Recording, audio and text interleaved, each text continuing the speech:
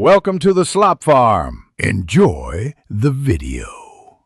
In this video, I will explain how to duplicate pelts in Red Dead Redemption 2 Online. First, find a stable or a butcher in a relatively empty server to minimize interruptions.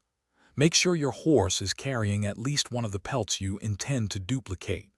Having a full inventory of other items can sometimes help with the glitch, so prepare accordingly before starting the process. Now for the core method. Ride your horse close to the stable or butcher. You need to initiate the interaction to sell or store your pelts very quickly. As the interaction menu appears, perform a specific action, such as dismounting your horse or switching weapons, with precise timing. This timing is crucial for the glitch to activate successfully, often requiring several attempts to master. To maximize your efficiency, practice the timing in a private or less populated session until you can consistently trigger the glitch. It is most beneficial to duplicate perfect pelts, as these yield the highest monetary value.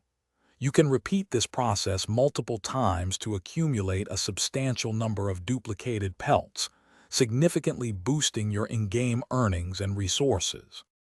Please remember that game developers frequently release updates that can patch out duplication methods, so a specific technique might not work indefinitely.